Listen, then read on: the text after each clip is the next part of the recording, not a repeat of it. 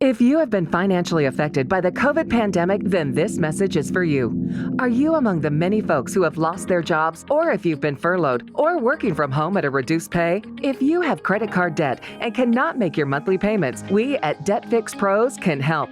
Call us to see how we can reduce your interest rates and lower your monthly payments. If you are struggling with credit card debt, we can help. Call 800-591-5517. That's 800-591-5517.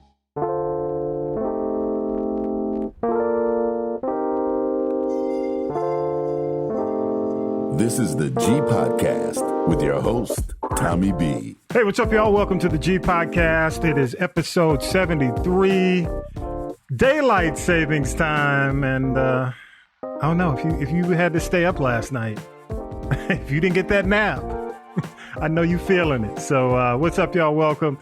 And, you know, as we tape this podcast too, I'm going to get, I always try to get these things out of the way, the things that happened this weekend.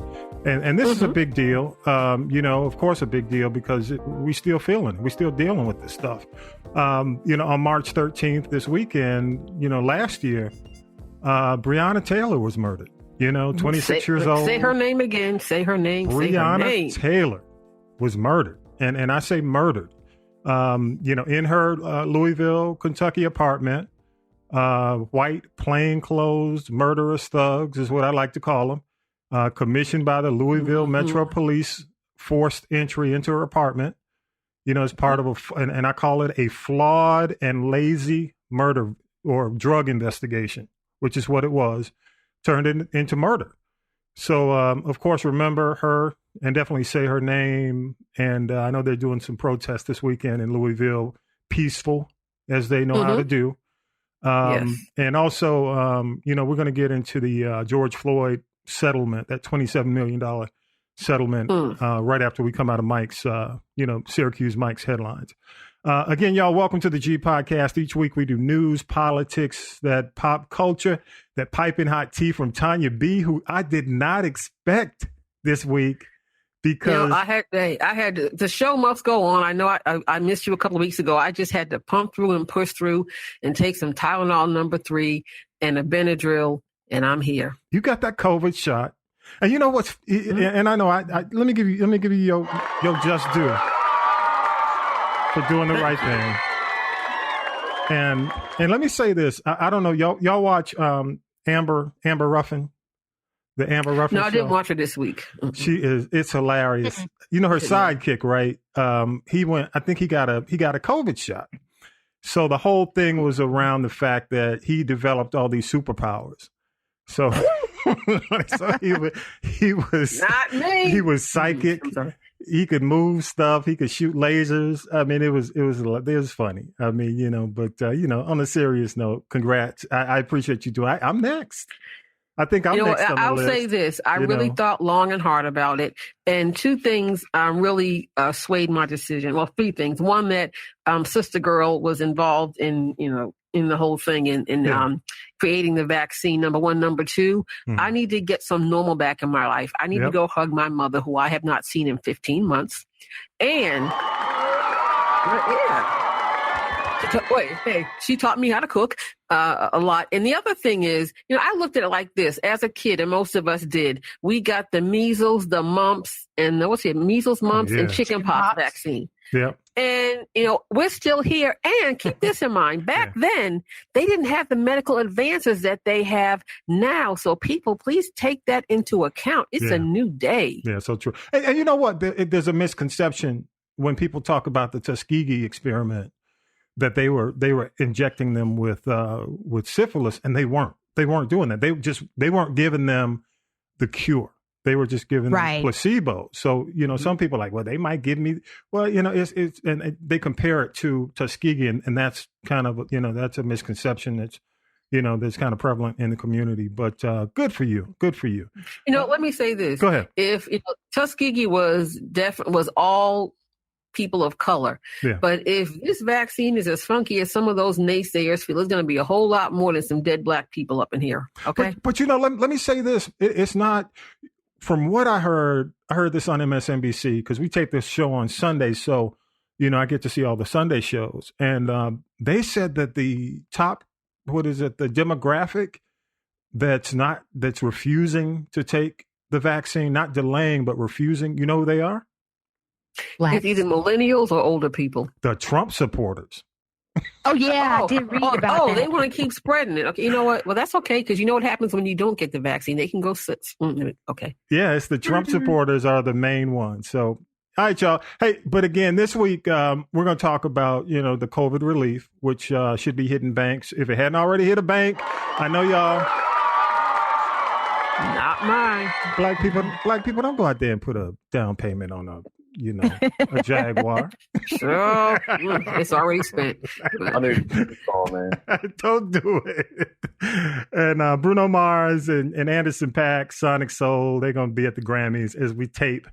The Grammys are happening tonight. They're happening now. They've given, they're giving out most of the black awards and the ones that they don't really care awards. Yeah. John Legend won R&B Album of the Year, by the way. And he won. You know who finally won? Who?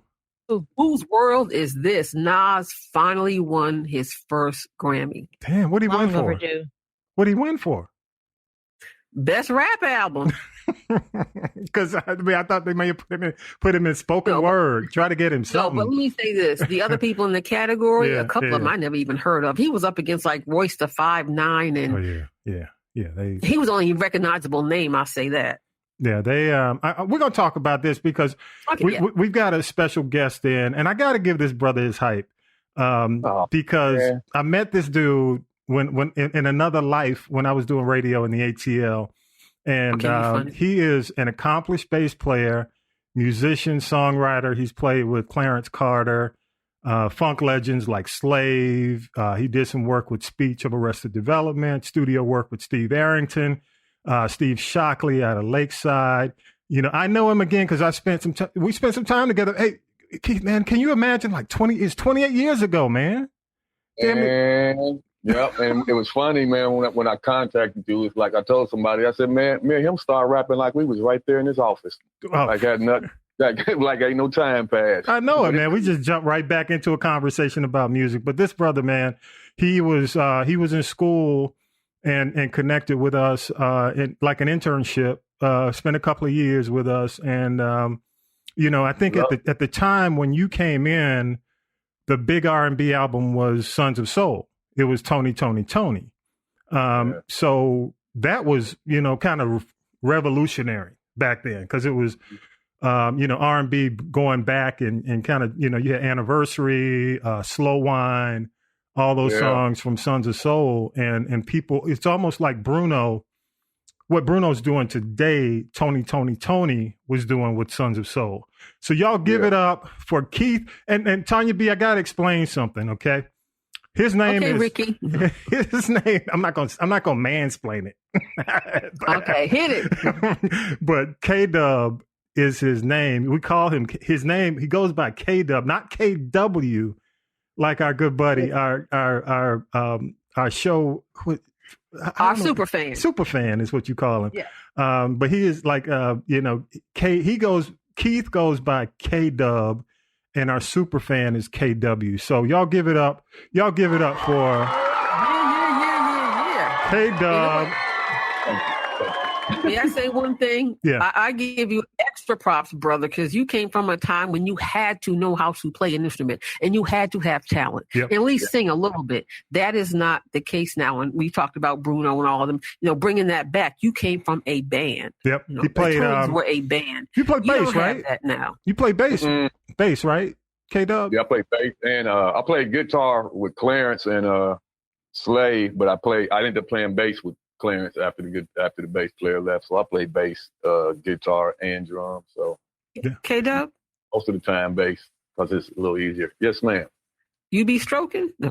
I did it all across the United States.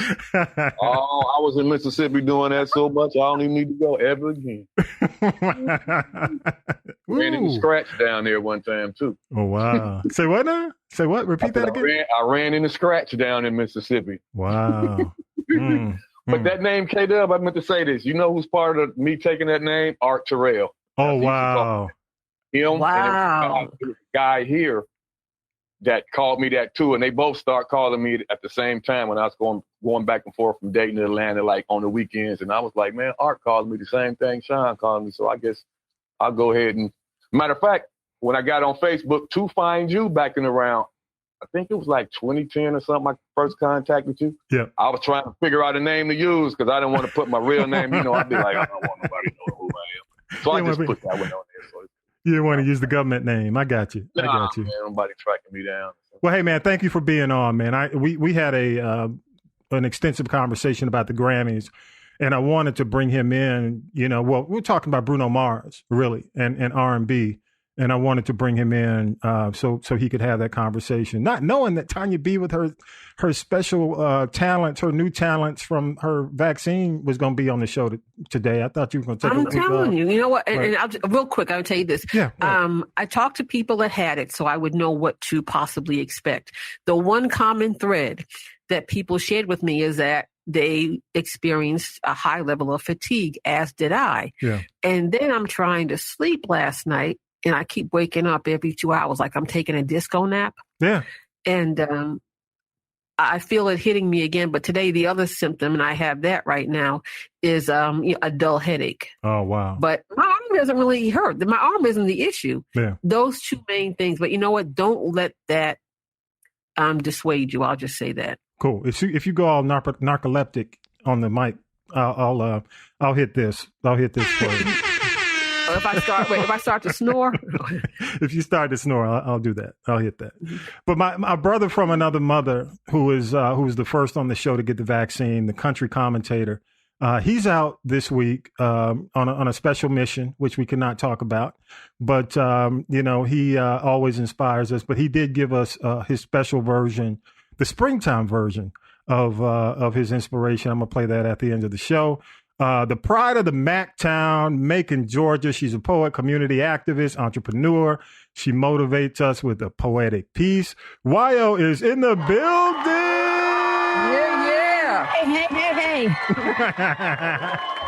Sister. Can I be your hype man, Wyo, when you go on stage? Ladies, Wyo is in that bit. Yeah. You know, we're all smooth and stuff. I don't know. Some poets get real rowdy, but That's what I'm saying. I'm more laid back. Yeah, I'm gonna have to come out there with the finger snaps. I'll get it right. And of course, you've already heard from her, our digital guru, hooking us up with hot tea every week, and she's got the hotness, the heat this week. The one and only. Oh, honey, Tanya you don't understand. B. COVID shot and all. Tanya B is in the building. You know what we got to do every week, Tanya B. Every time I come in the kitchen, you in the kitchen. What's cooking, Tanya B? Oh, yeah. Well, you know what? This weekend, I started cooking a little early because I didn't think I'd feel like it when I got back. But let me tell you what I made.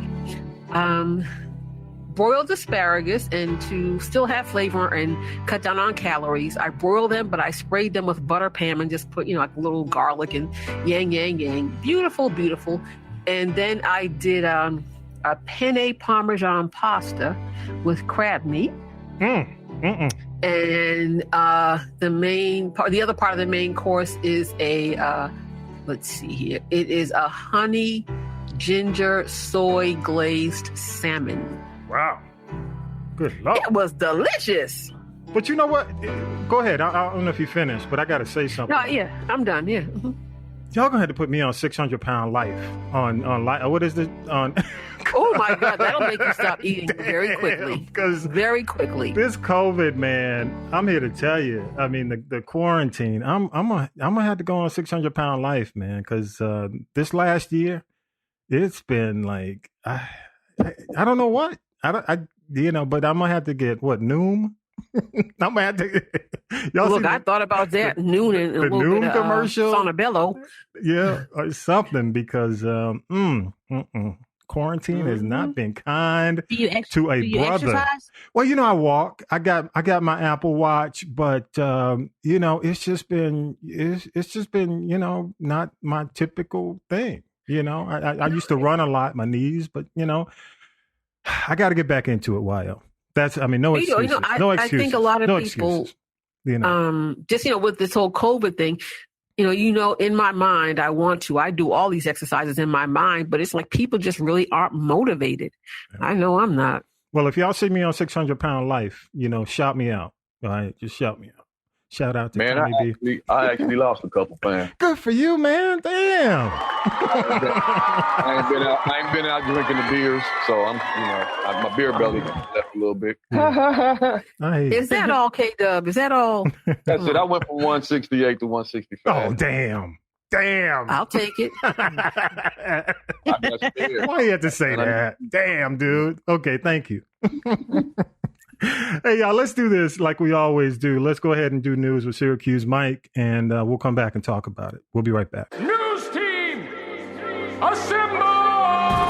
It's time for the Week in News with Syracuse Mike. New guidance this week from the CDC for those fully vaccinated. If you fall into that small group, the CDC says you can visit with other fully vaccinated people in small gatherings indoors without wearing masks or social distancing. There are some activities that fully vaccinated people can resume at low risk. That's the CDC's Dr. Rochelle Walensky. If grandparents have been vaccinated, they can visit their daughter and her family, even if they have not been vaccinated. But that's only if they are not at high risk of severe COVID-19. Jury selection got underway Tuesday in the trial of former Minneapolis police officer Derek Chauvin. He's the cop seen with his knee on George Floyd's neck. 2 jurors had been seated as of yesterday afternoon. Here's a quick snippet of how potential jurors are being questioned. Based on the media presentation of the case, you formed an opinion about what had happened. Yeah, I'd say I formed a tentative opinion about what happened. Okay. The first juror seated said he has not seen the video. Jury selection will take place until opening statements, which is scheduled for March 29.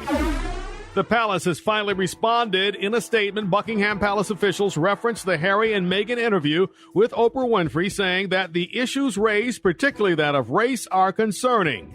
While some recollections may vary, they are taken very seriously and will be addressed by the family privately. The statement on behalf of the Queen also says, Harry, Meghan, and Archie will always be much-loved family members. Reaction to all of this has been mixed in the UK. Many Black Britons, especially the younger generation, have long had issues with the royal family. Help is on the way. That's House Speaker Nancy Pelosi taking a victory lap after her chamber approved the changes made by the Senate in the $1.9 trillion COVID relief bill. The vote included all Democrats and no Republicans. The measure provides $400 billion for $1,400 direct payments to most Americans, $350 billion in aid to state and local governments, an expansion of child tax credit, and increased funding for vaccine distribution. One thing popping up on cable news and online is the recognition that without Georgia, none of this would be possible.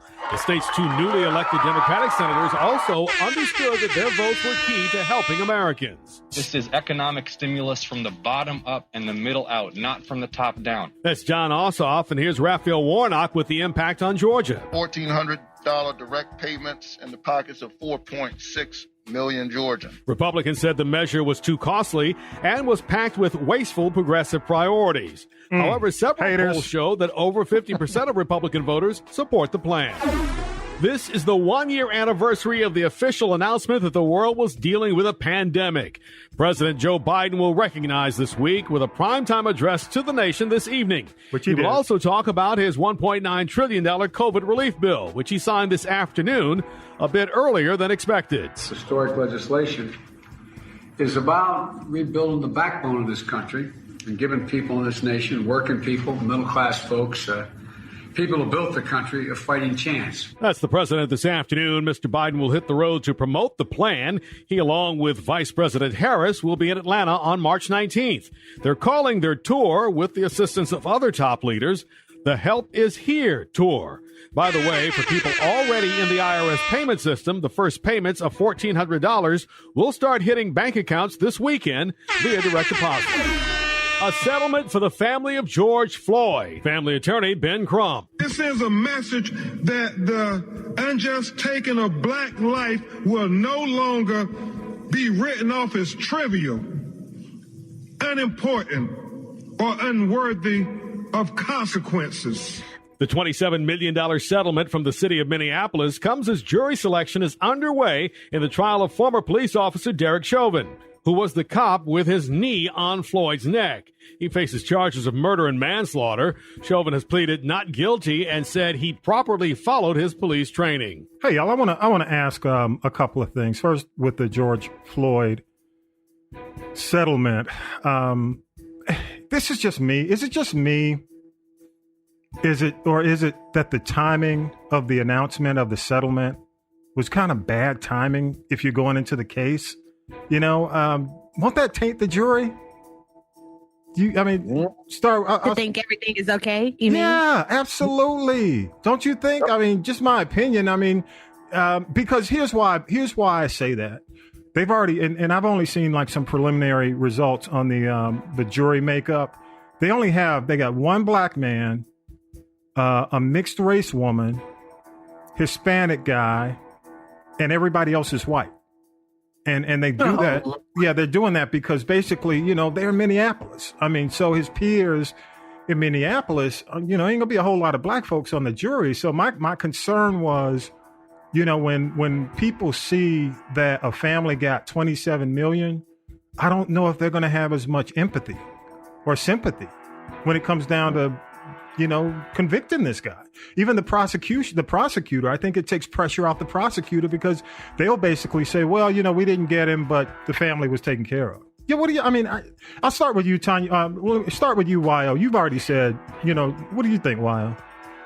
I think they need to serve justice. You know, it's irrelevant it should make them punish him, you know, because it's evident that he did wrong. I did read something where they were talking about, you know, it shouldn't be third degree murder because he didn't affect the lives of other people, and something about comparing it to another Officer Noor case where he shot a woman who was making a 911 call and he had a gun, but Chauvin used his knee, but his knee was deadly. Yeah. You know, it's just, you know how we're in America. Yeah. Tanya B. This is America. Yeah. Tanya B. Thoughts?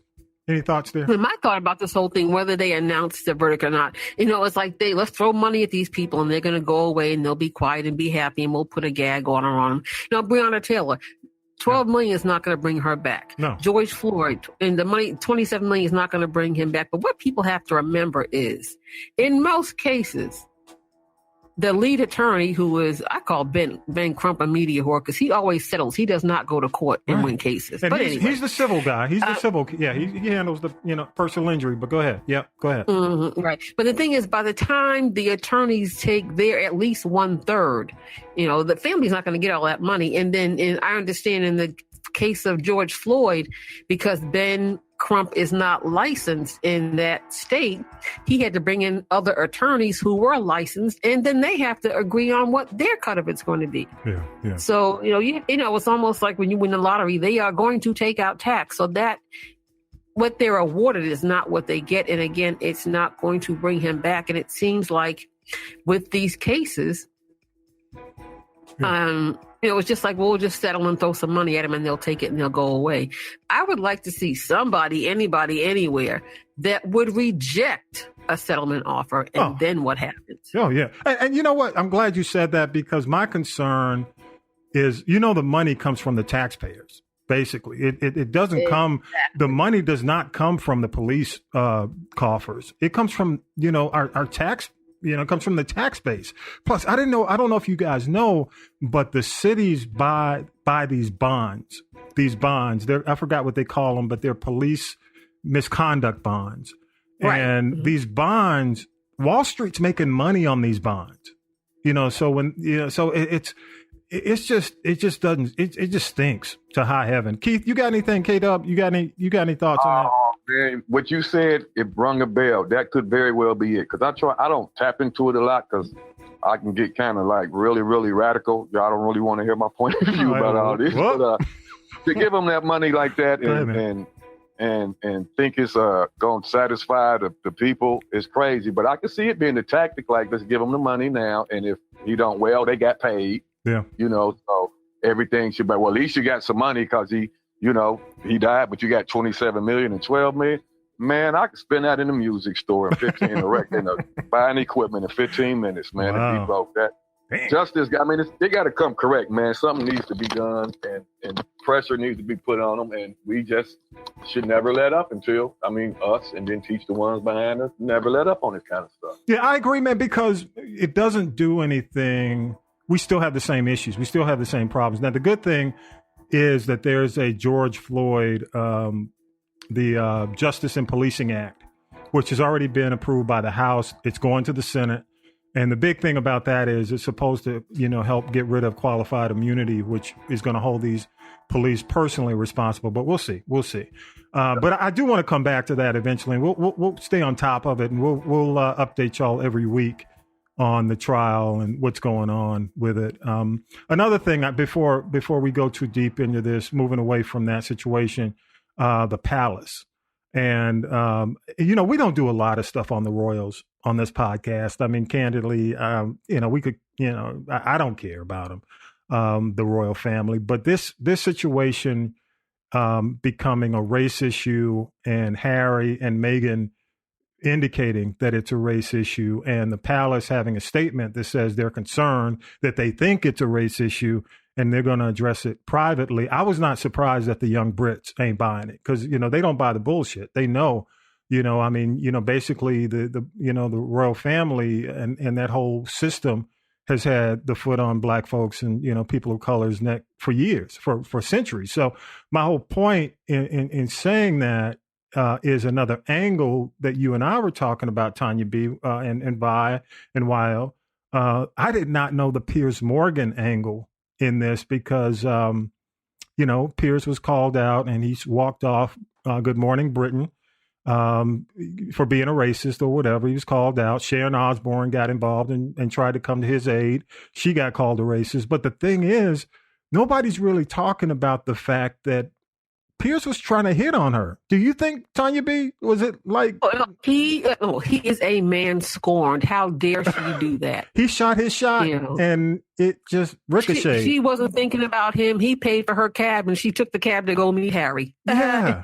but is anybody really talking about, because he's been salty with her for a couple of years because he shot his shot. They had, I guess, a date at a pub, one of his pubs that he hangs out at.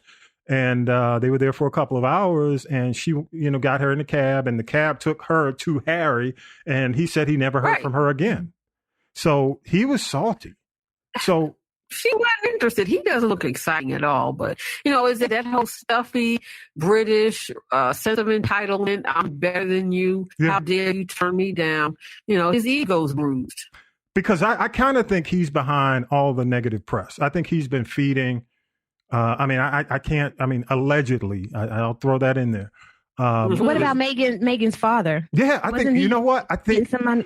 Absolutely. I think even Piers has been manipulating Meghan's father. I think the whole thing has been organized. And I think Piers has a lot to do with it, because I think people need to look deeply in the fact that she kind of rejected him, or not kind of, she did. She said, Piers Morgan, the prince. Which one am I going to choose? And she chose right. So. And think about it. I was thinking, who would step away from royalty, for real? It had to be something happening. Anybody who wants to not lose themselves. Yep. Would step away. And I think that's probably, look at Princess Diana tried to step away, and they started calling her all kinds of everything but a child of God. And I think, they talk about Meghan being a bully. I don't think she was a bully. No. I think she just wouldn't acquiesce and be passive like some other people. She wasn't there to play the game. Maybe she thought she could change it. But I think, the fact that she would, how dare you talk back? Yeah. I think that's what part of it is. Yeah, I agree. And I think also on that note, her background in America, because there's a clip that I found on YouTube. She did an anti-racism clip back in 2012, and they reissued the clip when George Floyd was murdered.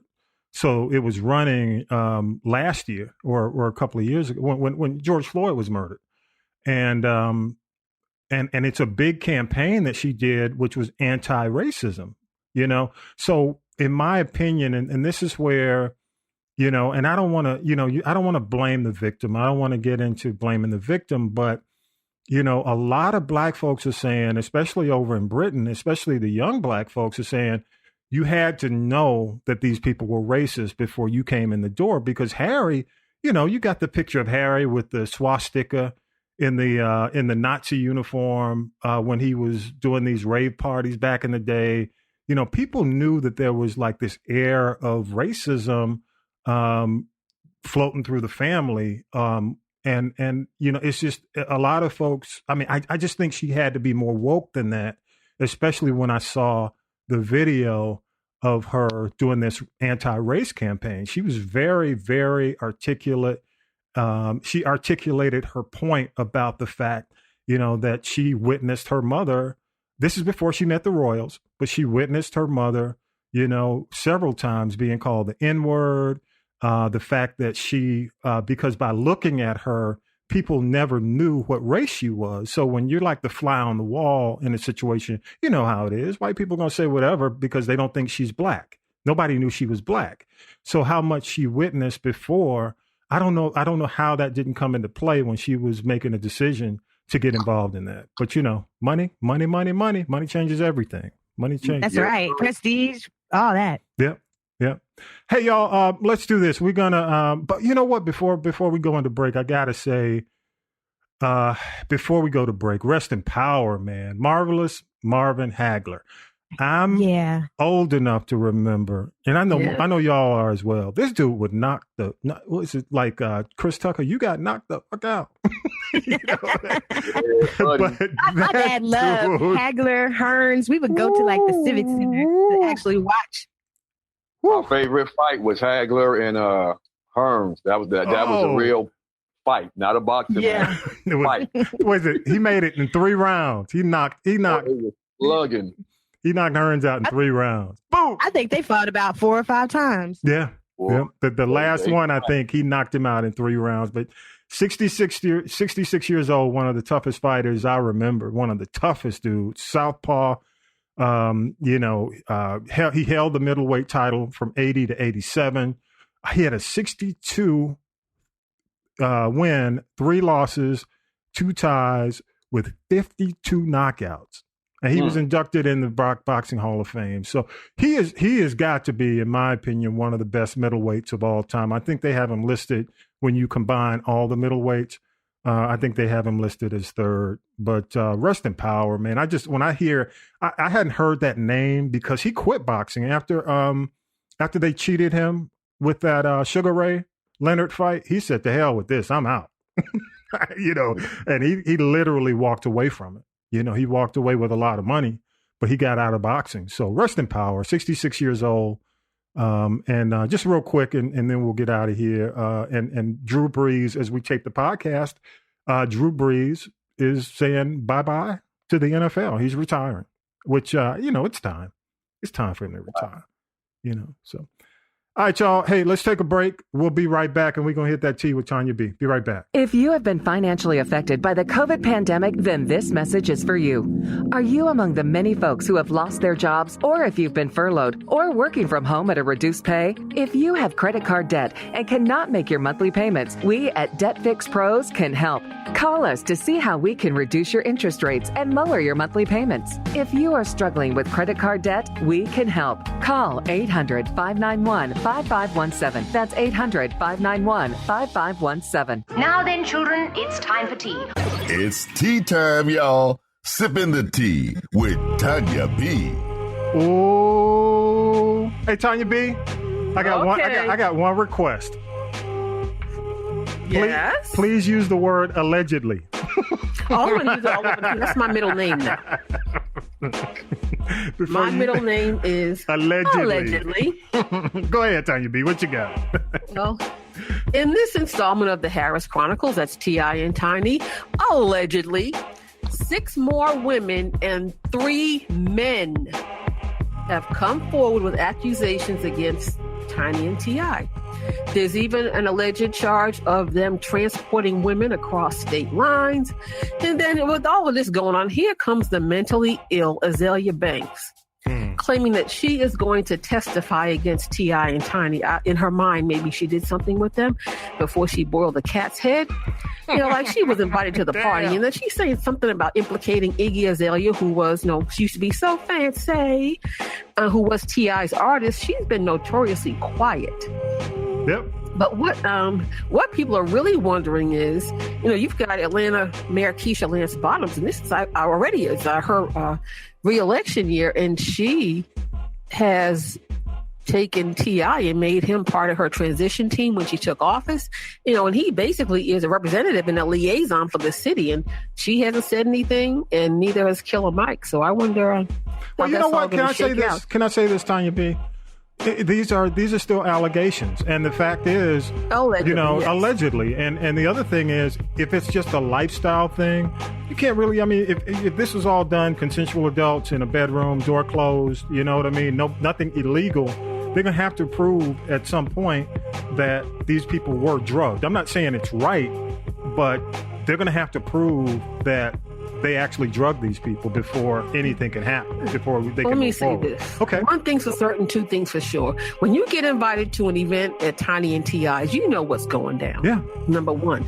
Number two, they're talking about, this whole thing with consenting adults. And again, I said before, if these women got paid for what they were doing, then I think they've already broken the law. Yeah. And thirdly, I'm hearing allegedly that there may be some video footage of some of these shenanigans. Now, if there's videotape showing somebody knocked out, and that's going to be a problem. That's going to be a problem. Allegedly. Yeah. What you got next? Let's see. Let's go to, I got a good installment of the TV and film update. I've been telling you about this new show, Queen, starring Eve. Then Brandy joined the cast, and then Naturi Naughton, who you may know from Power. Can we stop there? Can we stop there for a minute? Naturi Naughton. Tasha. That's my girl. Tasha, baby. Tasha takes it to a whole nother level. I did not know Tasha was going to be in this show. Now I'm definitely. It's already on my DVR. All right. Then they identified the fourth member of the cast. I guess they had to get some Latina flavor. Yeah. I am not familiar with Nadine Velasquez. I know her. Oh, yeah. You remember. She was in Ride Along, and she was also on this show, Major Crimes, neither of which I've seen. So I don't know. Have you seen Denzel Washington in Flight? No. Where he anybody else where he had to turn the airplane upside down? Well, if you didn't see it, I haven't. She's in that movie. She plays one of the flight attendants who is involved with Denzel. That's how I remembered her face when I saw this. But yeah, that's it was an Academy Award winning or nominated movie. That's what I remember her most from. But she's this whole cast is just coming together. This is gonna be the bomb. I'm excited. Yes, God. Yeah. You got Tasha? Lil' Kim from the Biggie movie? Tasha, Eve, and Brandy. Lil' Kim, pretty funny. Yeah. I mean, God, that was funny. That was a funny, but I'm not going to go there. What you got next? Okay, moving right along. Another new TV show by 50 Cent. I call him 50 Foolishness. But anyway, it's called The Black Mafia Family. Has two new cast members. They're both in reoccurring roles.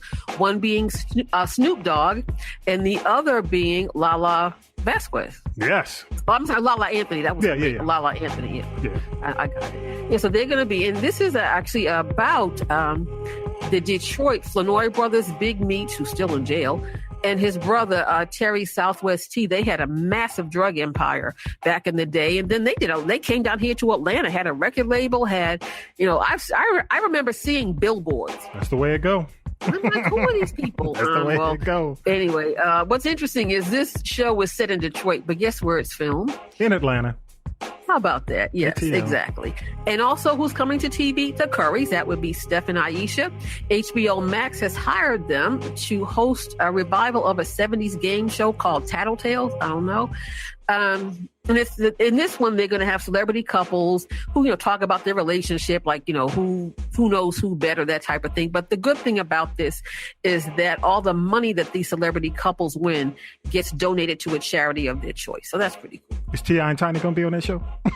Okay, you playing. Go ahead. Oh, no. Hey, their tales have already been told. Allegedly. Go ahead. What you got next?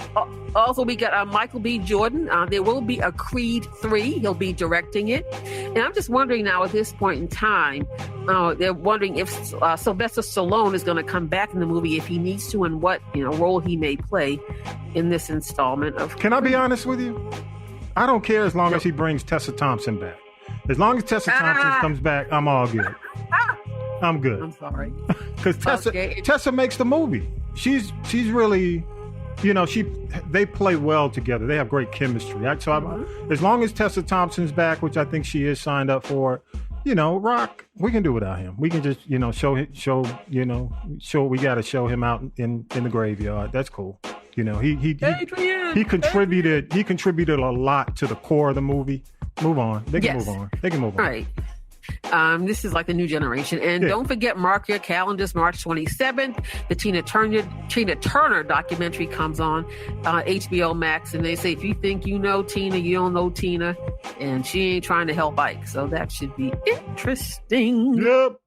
Mm-hmm. Moving right along, if I do say so. First, let's talk about Anita Baker. Anita Baker has been around for a minute. You got to give her props. And, she was one of the biggest selling female vocalists of the 80s.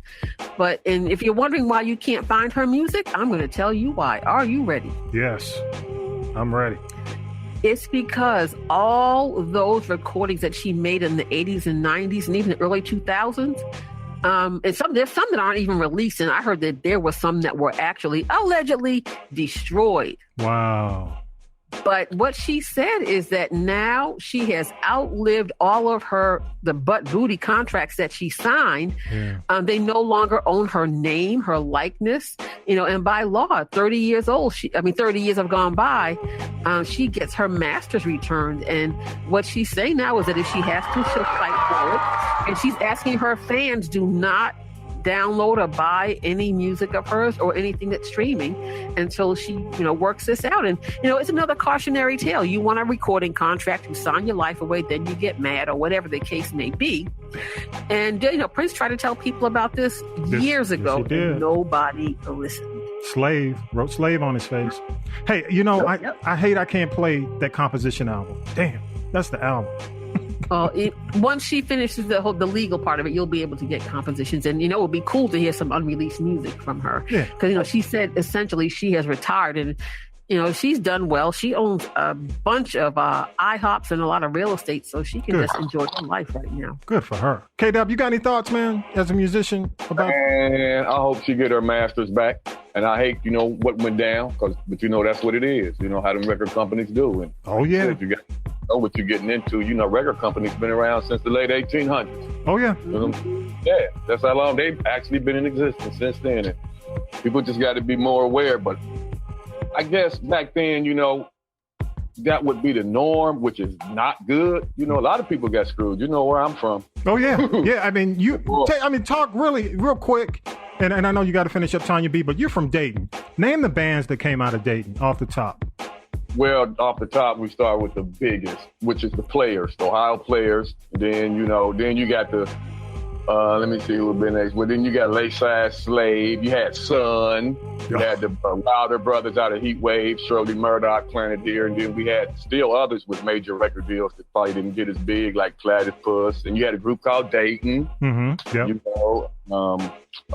It's some more. We had. Wait a minute, did Roger and Zapp, did they come out of Dayton too? Was it Dayton? Yeah, they planted here. They was actually like 20 minutes up the road in Hamilton, which it was very wise to come to Dayton at the time. So by the time once more bounce hit and all that, they were on their way here setting up shop. So, and a lot of those guys dealt with that kind of stuff. They were dealing with that stuff. Yeah. Same thing. Yeah, they were dealing with some contracts that was, Slave just got out of a bunch of stuff. I talk to my buddies all the time, and a lot of them were in high school when Slide dropped. So it was, That record company thing, that record deal thing. That's why when I was with you, learning what I was learning at the school and watching it from 103, and looking over the fence at stuff that was going on, I'm like, hey, man. Yeah. Watch yourself. Watch yourself. Watch yourself. What else you got, Tanya B? Okie dokie. I call it the D'Angelo debacle, but some people call it the most recent installment of Versus, where he did the Keisha Cole, showed up an hour late, and it actually had the lowest viewership of any of them, only 125 people. Most folks were pulling in 1 million people. Yep. And, in case, you had unless you had your head under a rock, that did what they came to do. Swiss Beats and Timbaland sold Versus to this new company named Triller. I hope they do them right. But the one thing I really want to give Swiss and Tim 5 on it for is that every artist that appeared on Versus, from DMX to Snoop to Patty to Gladys to Ashanti to Monica, Brandy, all of them, they are, as part of the sale, getting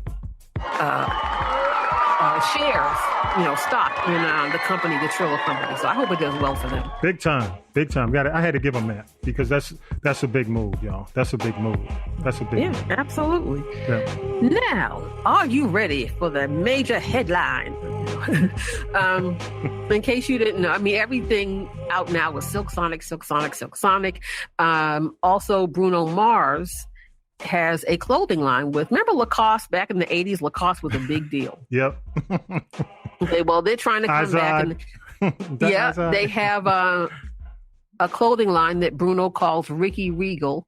And it's, based in the 80s, which is kind of how he's been dressing for a while. And I understand that he may be rocking some of that on the Grammys tonight. So, he's branching out into some other business opportunities. And let's talk about the Grammys. Yeah, and I'm looking forward to Silk Sonic and Bruno tonight. And honestly, I know you're not gonna watch live, Tanya B. You just gonna watch it on YouTube. But a couple of the things I'll mention, and I want to get some opinions on a question that came up. But Beyonce is actually could become tonight the most nominated or the winningest female in Grammy history. Alison Krauss already has 27 Grammys. Beyonce has 24, and she's got 9. But now she has 26 because she won 2 already. She won 2 already. So she's 1 away from tying Alison Krauss, and she's got 9 nominations. So of those, I'm sure she'll find 1 or 2 more to either tie or go over, but kudos to her. The other thing, and I know we don't really talk about Taylor Swift much here, but I got to give credit where credit is due. She could be the first woman to win Album of the Year 3 times. Stevie Wonder has done it, Frank Sinatra, and I think Paul Simon have done it. So kudos to her.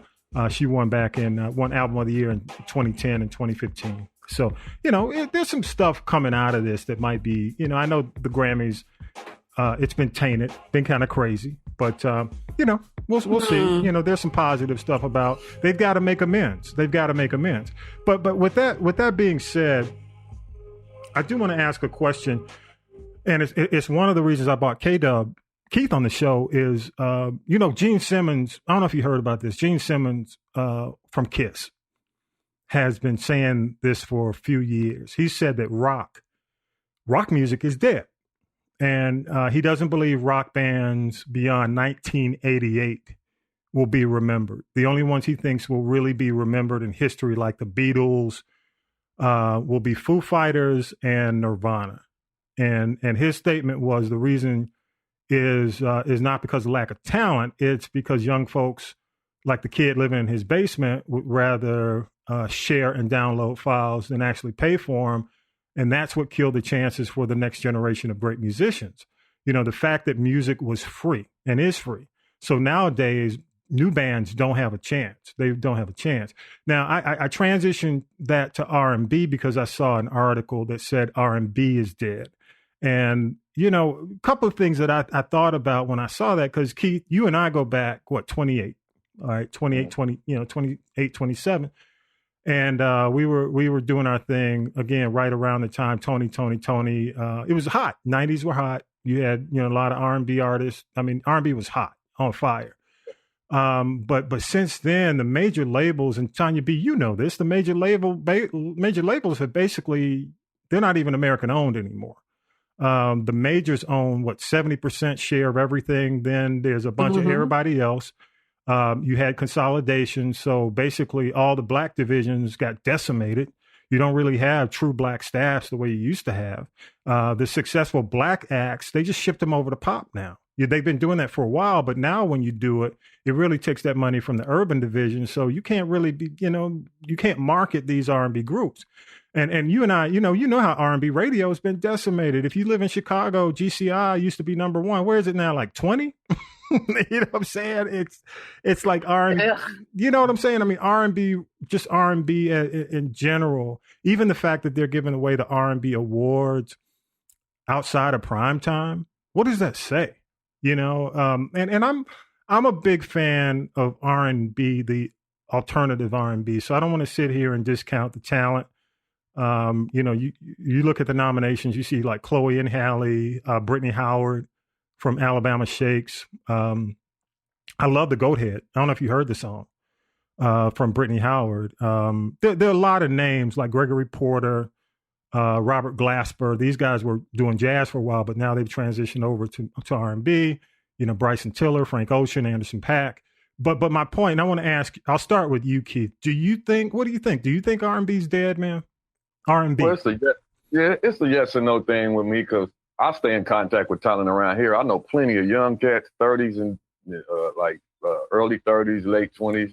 They've got some really, really good sounding stuff to me. And some of it sound like some from the 90s or now.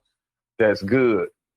But, however, like you said, with the radio and all that kind of stuff, to me, it seems like it got kind of manipulated. Mm-hmm. You know what I mean? It's like, this is what we're going to call R&B now. And then you got record companies, they kind of got cheap with budgets. Yep. You know what I mean? Yep. That phased out fans and instruments.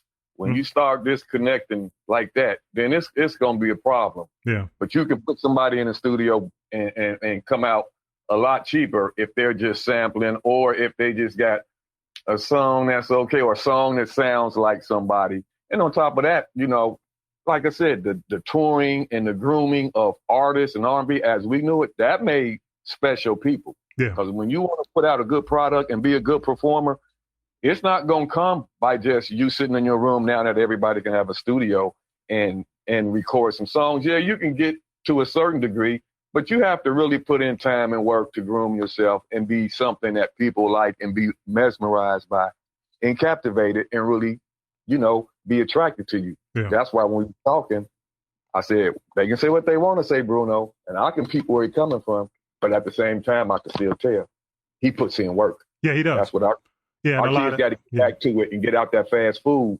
Mm-hmm. You know what I mean? Oh, we got these loops and we got that. We put that together. Yeah, that's good stuff. And I hear you singing with auto-tune, but now I'm going to come to the show and see you perform over at this little club or whatever, and you struggle with that one song. I don't want to see you 3 or 4 songs because you just put together the song in the studio. Yeah. You use auto-tune. They got to get back into you got to play with it. You got to live with it. We on the fast food music right now. I think it can easily come back because I see them. They out there. Yeah. And whether or not these companies and radios want to put them out there, I'm like, there's a light of hope, And that's why I like Bruno being in the spotlight. They say, oh, he's culture this and culture that. I'm like, man, this whole band is black. I ain't hearing that. Oh, yeah. Yeah. It's up to us to keep our stuff anyway. Yeah. If we say somebody else running off with it, well, what do we do with it? So true. Yeah. Yeah. I'm going to give you, hang on, man. Hang on. Say that again. I'll talk all night. Yeah, say that again. Tanya B, your thoughts. I'm glad you came in today. Your thoughts. Thank you. I think not only I think R&B is dead. I think these award shows are dead. And that's evidence. There was a time when this was must-see watching, like the Grammys. I'd sit there, I'd have my snacks, I'd take notes, I wouldn't answer the phone. I was excited. And like I said, now I'm going to go watch Silk Sonic, on YouTube tomorrow. It's like, yeah. It's almost like that was like the holy grail of awards. And from what I'm seeing, they don't have the impact or the power that they once had. Yeah. And then you have like you said, they've had some real issues over the last couple of years. But then you have people like The Weeknd saying, don't nominate any of my music. Don't send anything in. He told his record label that. But I applaud him for having I do applaud him. I'll give him some. Just to have I don't say the balls. I don't know how to say it, but to put them, on Front Street about those. And I know about those meetings that take place in those other committees, and it's almost like campaigning and rallying and having a lobbyist like they do in Washington to really, pick who wins. Although they make you think. It's only by the voting academy members, but these, they're being put on Front Street for all these, backroom dirty deals that they've been doing. And I think it's high time. Yeah, so true. Because at the end of the day, there was a time when if you won a Grammy, your stock would go up, you could get more for doing shows. And it was really, it had some residual value. Yeah. But now, in this time of COVID, they can't do that. Number one. Number two, these new kids, like K-Dub calls them the fast food, I call them the shake and bake or the microwave, because you come out of the oven and you're piping hot, and then you cool off in a few minutes, and they've moved on to the next. What's next? Let's take the path of least resistance and spend the least amount of money to try to get the highest return. Yeah, right. So, I'm really kind of thinking that the Grammys just because now again, like they're being put on Front Street, it doesn't have the prestige that it used to. And a lot of these young kids like The Weeknd and all the rest of them, they're out there, doing what they do without the nominations and without the awards. And with that said, I just want to say 5 on it too. Meg Thee Stallion and John Legend won Grammys. Let's see. Beyonce and Blue Ivy for Brown Skin Girl. Yeah. Blue Ivy is the second youngest Grammy winner in history. Beyonce didn't even go to the Grammys. Rihanna, I don't even know if she's going to do any music because she's becoming the modern day Sade, putting out an album every 5 or 6 years. And no, wait, check this out. Are you ready? Go ahead. There once was an artist that had a Grammy and put it in the toilet and decided to pay the water bill. Crazy. And wait, Kanye won for Jesus is King, but here's the gag. He won for Contemporary Christian Album. Yeah. He was, I believe, the only nominee of color. And Contemporary Christian is not gospel like Jonathan McReynolds and Kirk Franklin in them. Yep. That is like the equivalent to the white gospel Sandy Patty. Grammy. Say Sandy Patty, Michael W. Smith, those kind of people. Yeah. So he actually, and they say now he's tied with Jay-Z for the most wins. I went old school. I went old school.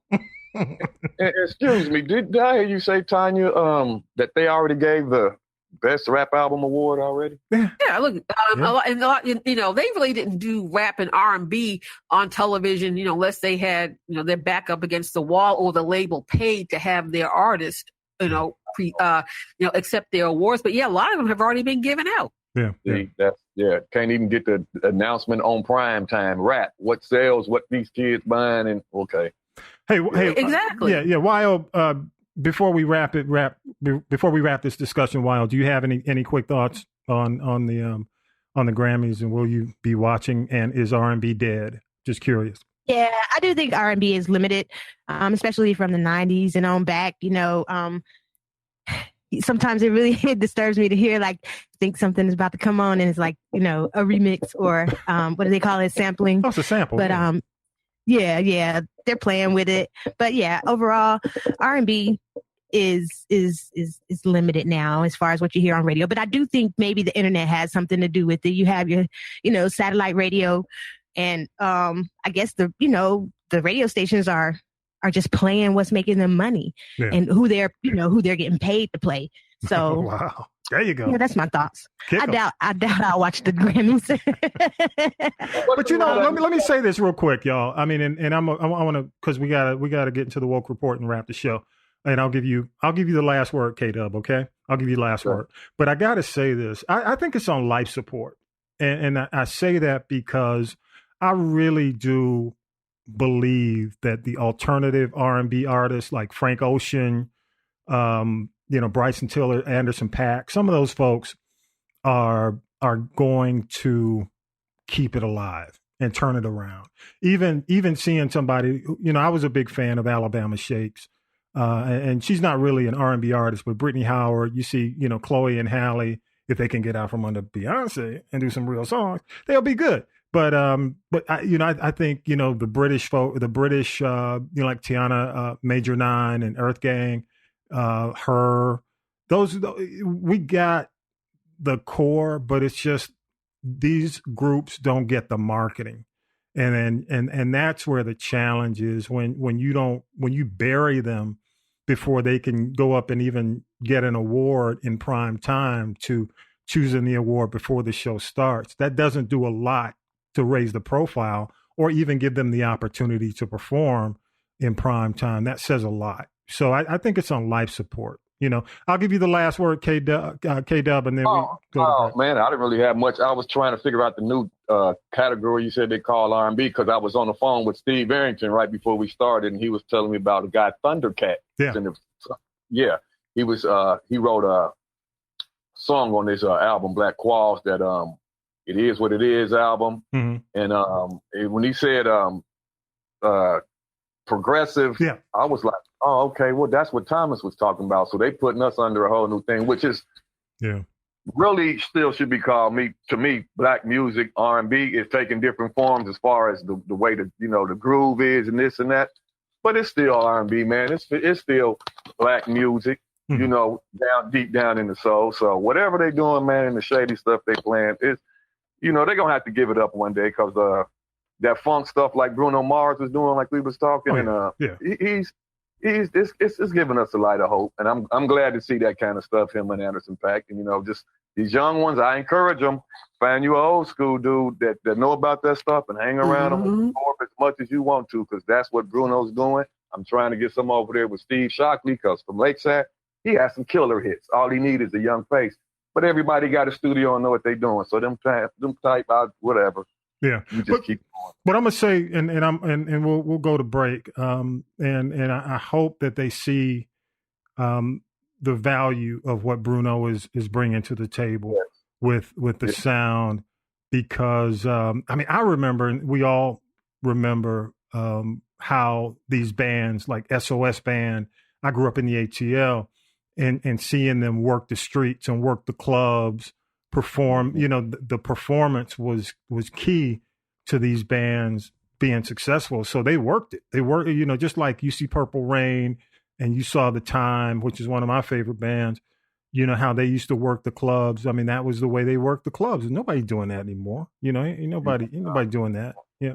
YouTube. Yep, on YouTube. You're right. Hey, let's go to break. We'll be right back, and we're going to do YO's Woke Report, and then we'll wrap up. We'll be right back. If you have been financially affected by the COVID pandemic, then this message is for you. Are you among the many folks who have lost their jobs, or if you've been furloughed, or working from home at a reduced pay? If you have credit card debt and cannot make your monthly payments, we at Debt Fix Pros can help.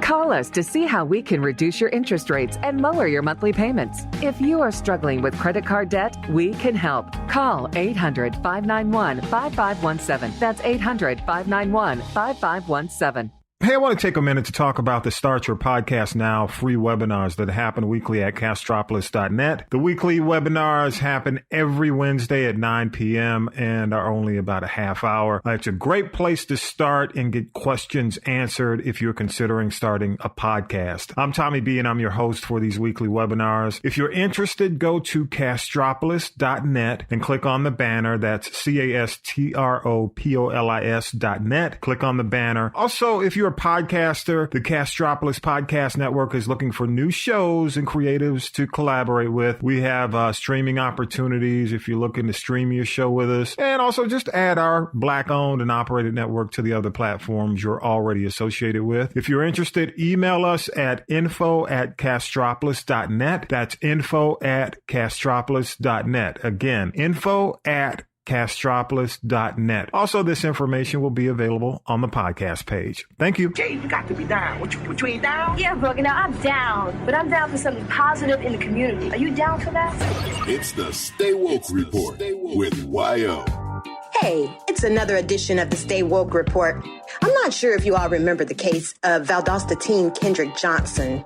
Johnson was found dead back in 2013 inside an upright gym mat in Lowndes County High School. In the initial autopsy, investigators found that Johnson died of asphyxiation when he got stuck in the gym mat trying to retrieve a shoe. The young man's death was ruled accidental, and the Georgia Bureau of Investigations officially closed their investigation in June 2020. Well, y'all know any right-minded parent would never believe that their high school teenage child would get stuck in a mat on his own. After a national outcry, as it should have, the body was exhumed in 2018. A third autopsy was performed by a pathologist hired by the teen's family, which revealed Johnson's death was the result of unexplained, apparent, non-accidental, blunt force trauma to the neck. Okay, that's not all. Johnson's clothes and several of his organs, including his brain, were missing. The family believes that the clothes and organs were removed to hinder the investigation. In 2015, U.S. Marshals served a search warrant at the home of Bryant Bell, a classmate of Johnson. The Bells, who are the sons of an FBI agent, had several items seized. Cell phones, computer, electronics. You get where I'm going. Fast forward to now, Lowndes County Sheriff Ashley Polk has confirmed that he is reopening the case after receiving documents from federal investigators that he requested back in April of 2019. After being denied several times, he and the father of Kendrick Johnson sent handwritten pleas asking for the federal documents to be released. He was finally given approval just before Christmas of last year. Sheriff Polk believes that the investigation will take at least 6 months. According to Polk, quote, "I want to start fresh with it and look all the way through. I think the community deserves it," unquote. Let's hope this time the family can gain closure. This has been another edition of the Stay Woke Report, reminding y'all to stay woke. YO. Thank you so much, YO. And you know, y'all, I hate to say I'd forgotten about this case, but as a parent, can you imagine dealing with your child in high school and someone telling you that basically he got stuck in a mat on his own trying to get a shoe? I mean, you know, I'll go, you know, YO, thank you so much. YO, what were your thoughts when you read this, when you saw the story, when you read that? Yeah, well, there have been a lot of people protesting about this. You know, it's just right down the road. And I mean, a lot of musicians and you know, it just went dead. So I think, you know, I'm glad that it's been opened back up because it was mysterious and suspect all the while. Yeah. And I just hope that the family can gain closure. It's just unfortunate, man. It's just unfortunate. Tanya B., any thoughts? I just think to say that he got stuck on a mat with his shoe, that to me, that is the highest level of insult to his parents. Yeah. Like, do you really think they're going to accept that? No, there was definitely, in my opinion at least, foul play involved. And I don't know who these Bells are and what they look like. But, I mean, think about it. You've always been most of us have been in a gym. Yeah. How do you wrap yourself up in a mat like that? Damn. It's almost physically impossible. It's impossible.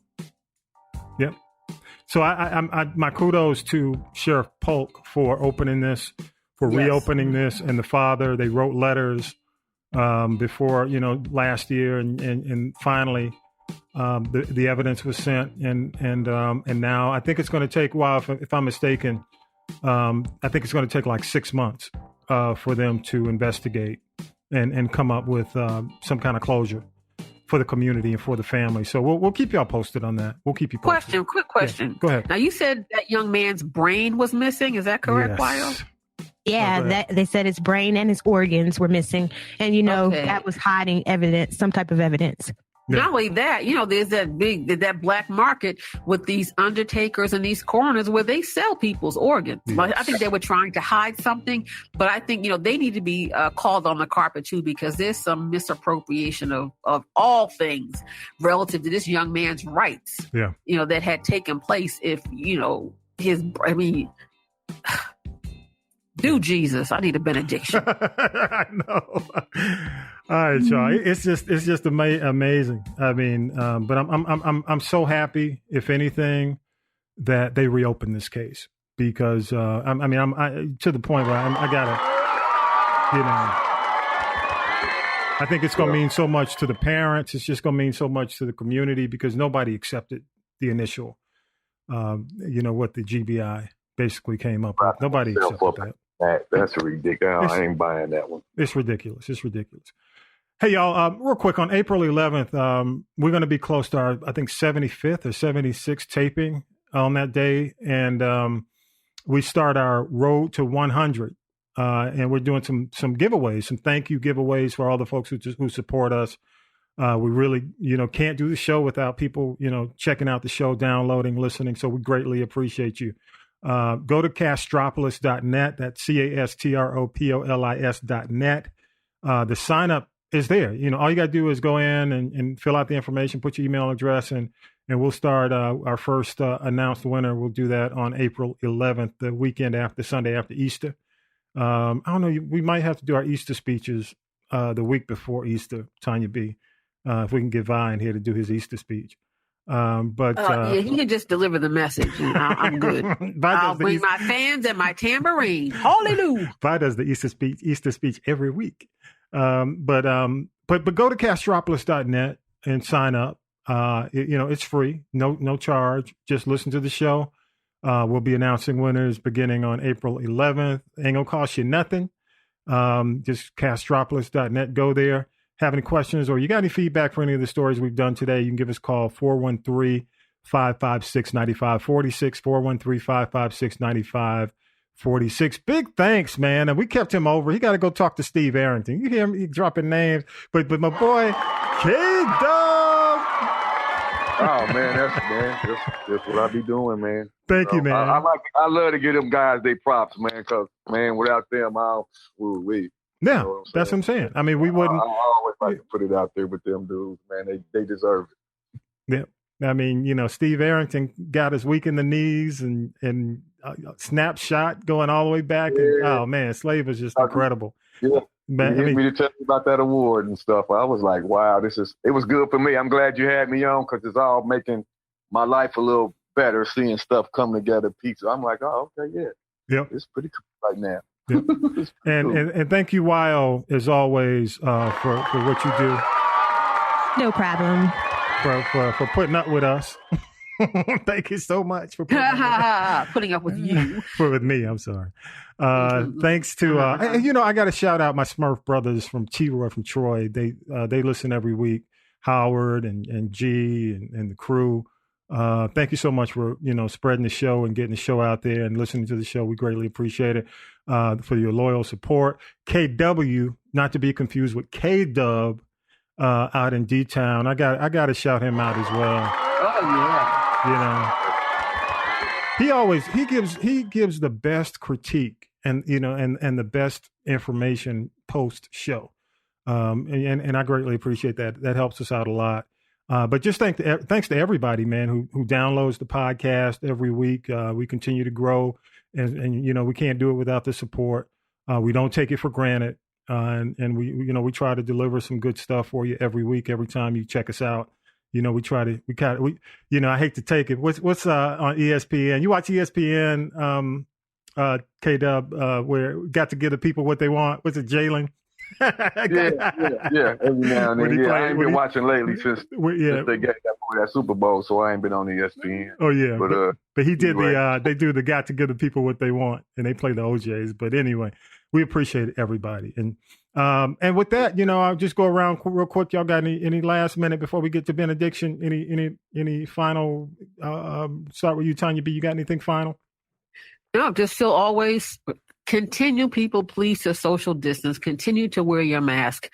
We are not out of the woods yet, especially after Peanut and them came down here to Atlanta last weekend, and now they're in Miami this weekend acting a pure D-fool. And these biker, I forgot about the biker things are going on down in Florida too. So yeah, y'all be careful down there. What you got? Any last shout outs, Wyo? Any shout outs? Just stay woke. Stay woke. Stay woke. Guys, a lot going on. There's a lot going on. Yep, absolutely. And with that, you know what we got to do. Here we go. I didn't come here to preach to you today. Here's your inspirational moment with Vi. Don't worry if you don't have it made. Just stick with God and let Him make you. He is a good God who is good to all. Make a decision in your heart to seek him first. Then all the other things will be added. Matthew chapter 6, verse 33. Seek ye first the kingdom of God and his righteousness, and all these things shall be added unto you. In other words, as long as you got God in your life, everything will be all right. Seek God, and he should take care of you. Amen. Amen. Amen. Hey, Tanya B. Amen. Did y'all notice, Vi? Did you hear the birds in the background? I don't know whether that was a bird or a squeaky hinge on a door. No, those are Vi was taking a walk with Dee when he was doing that. I thought he was on the porch. Okay. He's on. Yeah, he probably was on his mama's porch when he did that. He was. Hey, but y'all, definitely, and you can do it on your mama's porch too. You can call us from 413-556-9546 with your feedback. Always, feedback lines always open, 413-556-9546. And with that, y'all, episode 73 is in the can, and we are out of here. Peace. Hallelujah. All right, y'all. All right. You've been listening to the G Podcast with your host, Tommy B. The G Podcast is a production of the Castropolis Podcast Network. Thanks for listening.